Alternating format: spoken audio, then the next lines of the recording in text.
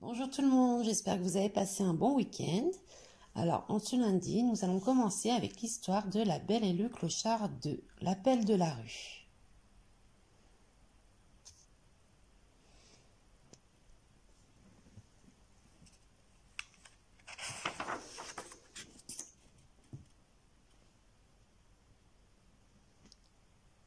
La Belle et le Clochard 2, l'appel de la rue.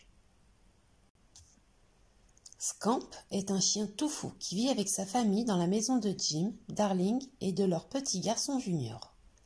La maman de Scamp s'appelle Belle, son papa Clochard, et il a 3 adorables sœurs, Prudence, Constance et Clémence.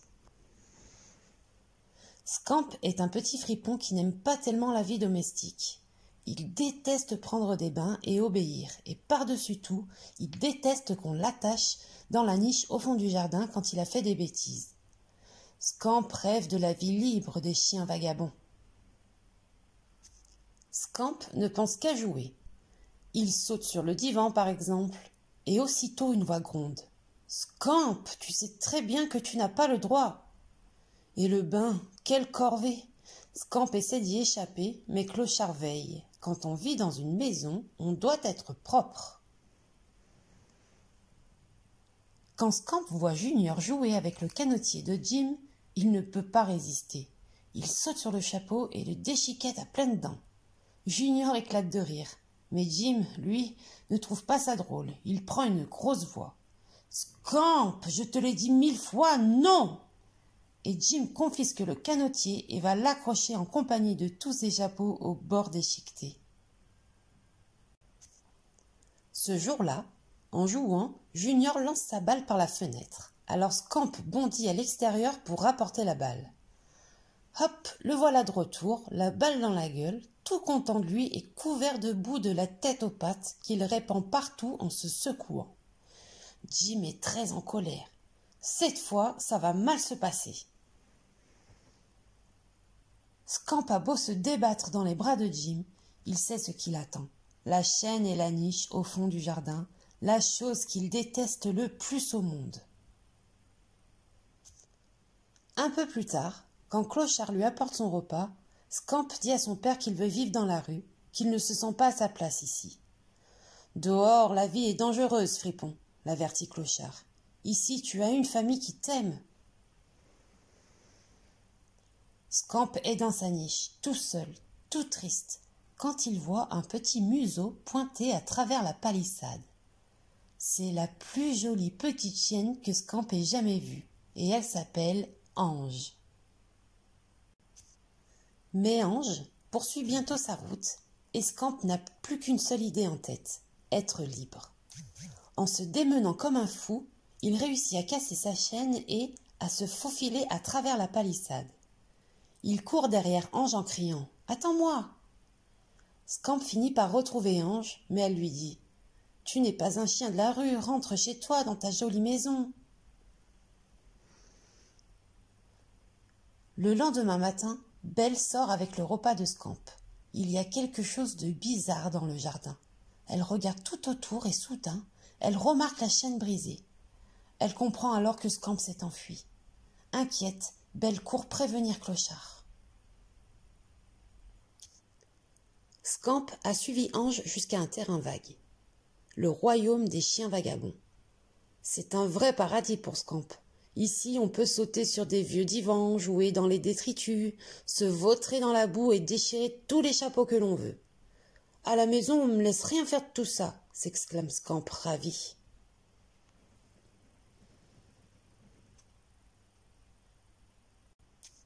Un chien vient se camper devant Scamp. Lui, c'est le caïd, chef du club des chiens de la rue. « On n'entre pas au club sans mon accord, dit-il. C'est quoi ton nom, petit gars ? » « Moi, c'est Scamp, répond Scamp en prenant l'air d'un dur. À la maison, Jim et Darling ont découvert la disparition de Scamp. Ils sont très inquiets. « Comment le retrouver ? Tu as appelé la fourrière ? demande Jim. « Oui, mon chéri, dit Darling. Il n'y est pas. » Alors, Jim décide de partir avec Belle et Clochard à la recherche de Scamp. Pendant ce temps, Scamp a suivi le caïd jusqu'à l'allée de Reggie. Un passage sombre où il va devoir prouver qu'il a assez de courage pour devenir un chien de la rue. « Allez, c'est juste une petite épreuve !» dit le caïd en lançant une boîte de conserve loin dans l'allée. « Rapporte la boîte !» Les chiens sont terrifiés, mais ils regardent quand même, cachés derrière des caisses et des tonneaux. Scamp avance prudemment et repère très vite un chien endormi, un énorme chien, 5 fois plus gros que lui. Reggie. Scamp réussit à récupérer la boîte sous le nez de Reggie, mais, en s'enfuyant, il fait tomber une poubelle.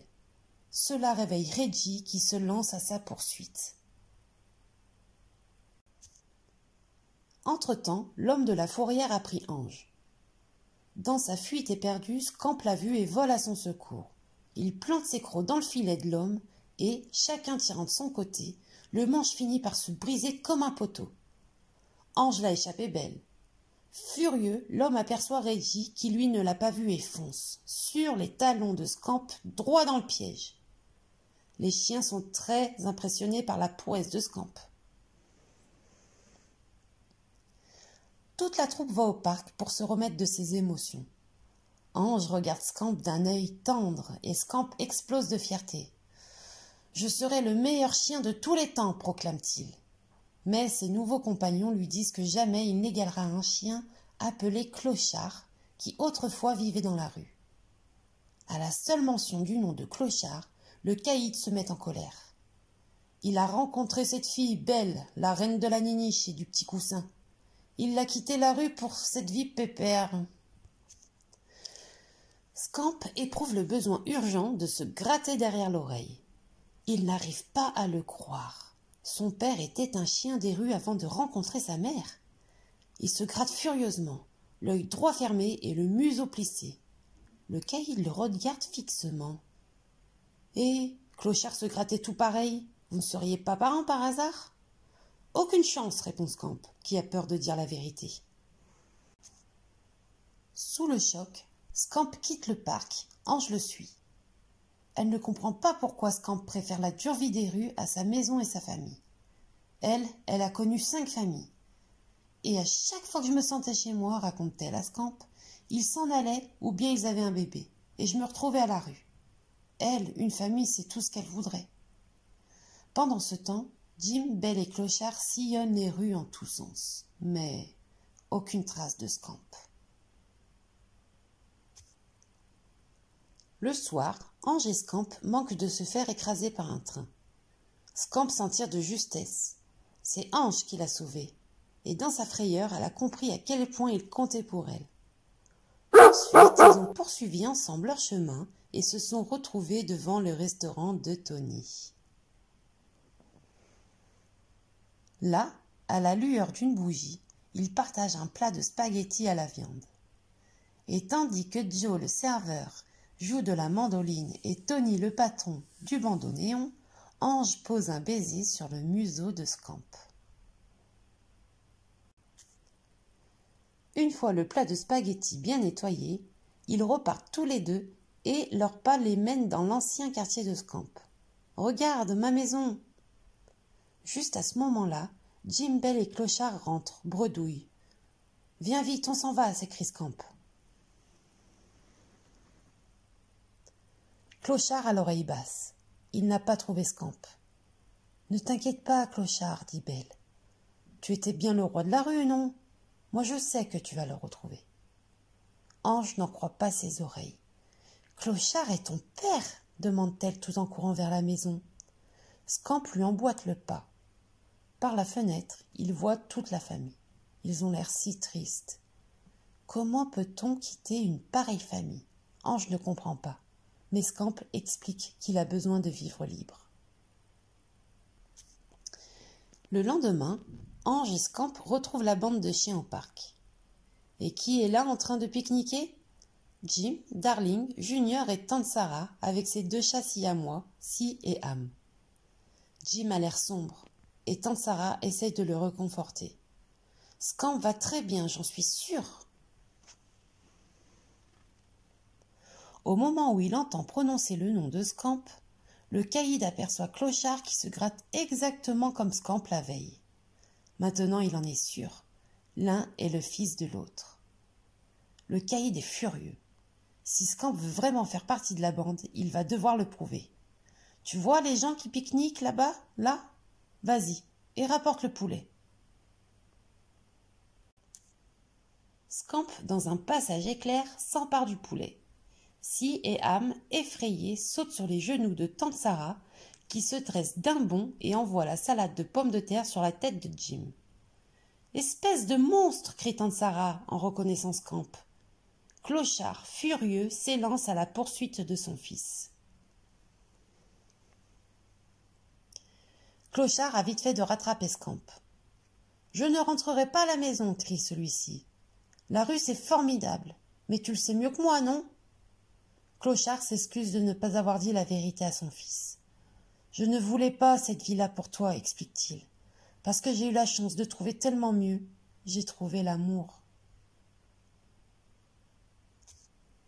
Clochard est en train de raisonner Scamp quand arrive le caïd toujours furieux. Pour se venger de Clochard, il dit à Scamp que c'est à lui de choisir. Scamp choisit de rester avec les chiens de la rue. Alors Clochard s'en va en disant simplement « Tu connais le chemin de la maison !» Il sait que ce n'est pas la peine d'insister. Quand Scamp aura pris une bonne leçon, il rentrera de lui-même. Pour bien montrer que Scamp n'est plus un chien domestique, le caïd lui enlève son collier. Scamp est ravi. Il a passé toutes les épreuves. « Waouh, je suis un chien, un vrai de vrai !» s'écrie-t-il. Et tous les chiens de la rue l'entourent et le félicitent. Clochard, de retour, explique à Belle que Scamp refuse de rentrer. « Il faut le laisser faire à sa tête, dit-il tristement, et espérer qu'il devienne raisonnable. » Le caïd et tous les chiens retournent au terrain vague. Ange est fâché contre Scamp.